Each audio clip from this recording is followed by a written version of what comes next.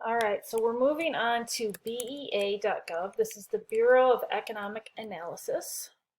And I'm actually kind of bummed out to do this today because it's April 26th and the new GDP numbers are going to come out in 2 days. But you know what? I want to get this lecture in so that I can move on to the inflation one. So basically, if you click on, let's see here, if you click on, well, they changed their web page since I was last on it. Data, GDP, GDP. We get the most recent GDP numbers. So then if you click on the current release, we get the release. And then what I actually posted was the full release plus tables. And so if you click on related materials, full release plus tables, you'll get what I posted. But I posted it for 2020. Okay, so if I look at this, man, it's been a while since I looked at these numbers. The fourth quarter of 2021, real GDP increased at an annual rate of 6.9%, which is very strong. And you can kind of go through the different things. If you've taken macro somewhat recently, you would have gone through the GDP equals C plus I plus G plus X minus M. They go through all of these things. But what I'm going to show you is table 1 and table 2. I remember when I was teaching this class, I was like, you guys, I'm so excited to go through the intricacies of the differences between the tables. So table 1, what we've got is its GDP set up as the expenditures approach. Personal consumption expenditures, that's C, gross private domestic investment, I, government spending, G, X and M is imports and exports. So we go through each of these things, and this one reports how they changed. Okay, so personal consumption expenditures increased 2.5%. Gross private domestic investment increased 36.7%. So if you just look at this one, it seems like gross private domestic investment is just way more important, but it's not. We spend a lot. Consumer spending is much larger proportion of our GDP than firm spending. So smaller changes here have a bigger impact on the number. The other thing we can see is the change in durable, non-durable goods and services. We can see services here increased 3.3% versus non-durable goods 0.4%. Very interesting. Government spending actually dropped. And if you look, a lot of it was defense spending. I would expect that to increase after quarter 4 of 2021. But the table that I actually prefer to use is table 2. This is contributions to percent change. So you'll note the increase in I, gross private domestic investment, was like 30-some%. That only contributed 5.82 to the real GDP increase. So this basically means if activity was 0 in gross private domestic investment, real GDP growth would be 5.82% lower. So that's still that's a really big number, but it's just not as big as 30%. Personal consumption expenditures contributed 1.76%. Yeah, 1.76. The other thing that this table does is it goes very specifically into the different goods and services. You can actually look 2020, quarter 3 of 2020, quarter 1 of 2020. We're seeing these durable goods numbers. These are massive numbers here. So activity in durable goods contributed 5% alone. One thing that happened in this COVID recession was we couldn't go out to eat and all this stuff. We bought a lot of cars and we bought a lot of refrigerators, and we got a fence last year, and the demand was so high for lumber that we paid extra for it, all of this stuff. Gross private domestic investment, this is spending by firms on final goods and services. So you can kind of go into this. Residential spending, this is spending on new construction. Changes in private inventories, that was actually really high in quarter 4. which I'm happy to talk to any of you about. Sometimes when inventories go up, I'm like, oh, that's not a good sign because it means people aren't buying stuff. But when inventories go up and consumption goes up, I'm like, well, that's optimism. Firms are building up their inventories, and that would be a good sign. Then you can kind of go through all of this stuff. So I posted this entire news release. Those are the things that I take from it. You can skim it. You can, maybe you don't skim the first part, but kind of skim the tables and stuff. I really just want us to get used to reading news releases together here so that when you look at the COVID ones, you're very familiar with how to read those. So going back to my PowerPoint, now just a little bit of an overview. And so I use Fred. I'm assuming you guys do as well. I know Professor Deverage would have. The nice thing about these Fred graphs, and I always just like literally Google Fred unemployment, and then this graph pops up. The nice thing about them is that you get the recessions in gray. So a recession is a gray bar here. You can see the financial crisis recession, the Great Recession.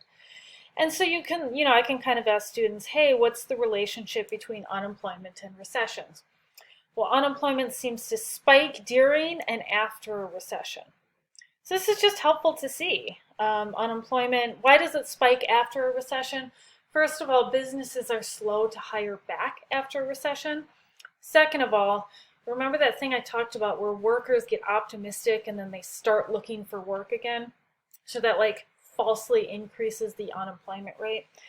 The other thing we can see from this particular graph is we can kind of estimate the natural rate of unemployment, which is the rate we would get without seeing demand pull inflation. And it kind of like shoots through the middle. The natural rate increased a bit in the 80s. And then I used to teach that it was like 6% back then. And then it kind of went down. It was probably like, I don't know, 3.8 before we hit COVID. And then what happened is it went up a little bit. But man, look at this unemployment peak. Okay, so I've given you the April 2020 news release. That's 14.7% unemployment. That's crazy high. I remember texting my friends during COVID and I was like, hey guys, I just want you to know the unemployment numbers are going to come out. They're going to be real bad. And this was, it's a shutdown. It was just really bad unemployment numbers. Okay, but the other thing that you'll see, especially with the GDP numbers, is like we recovered pretty quickly from them. Now, if you look at the CPI, this is the Consumer Price Index, you can just see it's a level measure.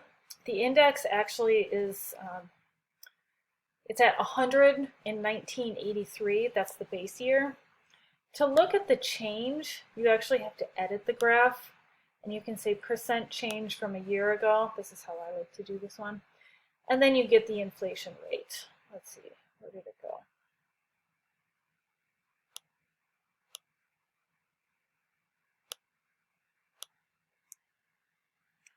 Hold on, I'm going to pause this. Oh, there we go.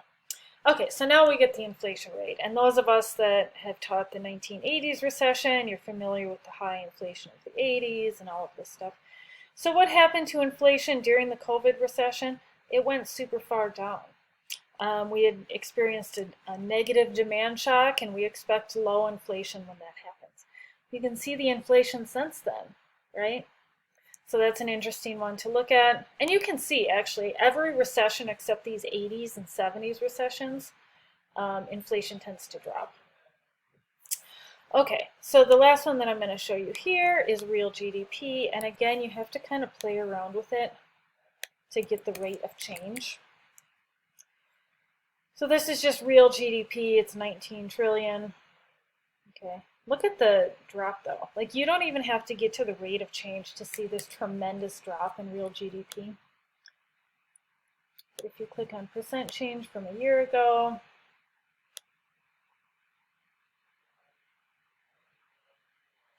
there we go.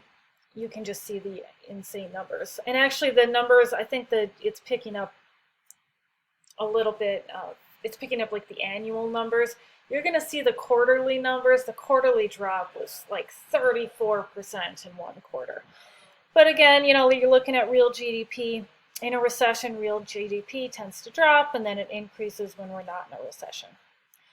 So when you're evaluating a recession, you always look at those things. Inflation, unemployment, real GDP. And even though, like I say, unemployment's not accurate, I still use that as the best measure of like economic misery. Unemployment's actually a really strong predictor of depression and suicide and all of this stuff. So even though employment's probably more accurate for looking at the health of the economy, like getting the recession dates, I think unemployment is just the more interesting one. All right, one other thing I just want to mention about this recession is labor force participation rates. And labor force participation rates is the amount of people in the labor force, which is employed plus unemployed, over the civilian non-institutionalized population. So it's basically like how many people are working or looking for work over the amount of people that could possibly work, which is like people that aren't in jail, aren't in mental institutions, are over 16. So the labor force participation rate for everyone, you can see we headed into COVID, it was like 63.1, 63.2. Tremendous drop down to 60. And it really hasn't recovered. So when I attended the big economics conference, this was the big thing, even monetary policy people were talking about. Why are labor force participation rates still so low? I mean, in my opinion, if you're a parent, that's not like a huge surprise. But let's just look at female labor force participation rates. Let's just pull those out on their own.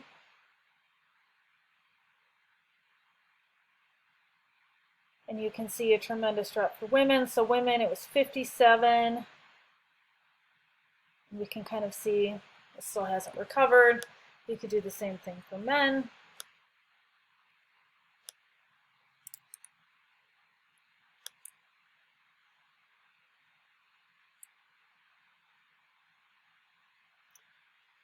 You've got the labor, it was 69, dropped to 66, now it's 67, 68. So it's, we're still kind of lagging behind at these labor force participation rates. And you say, well, why is that? First of all, schools were shut down, so this hit women particularly hard, but men as well. People had to drop out of the labor force.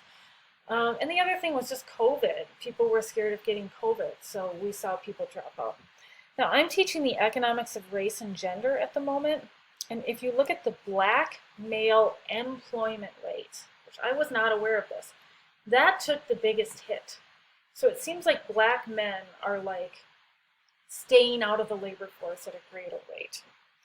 But we look at these figures. If I'm looking at the severity of a recession, these are the things that I look at.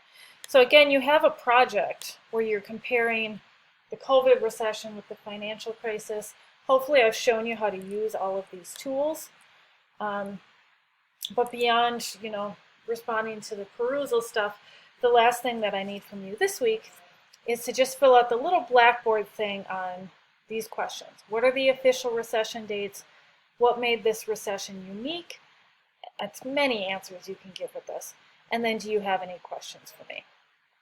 So, depending on how familiar you are with news releases and with macro stuff, I either really stressed you out using a bunch of jargon or bored you because you're like, yeah, I looked at all this stuff.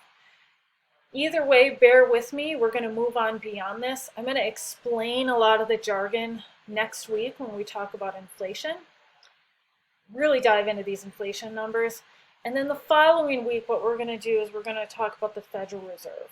And I'm very interested to see your responses with how familiar you are with monetary policy. So that's all I have for this week.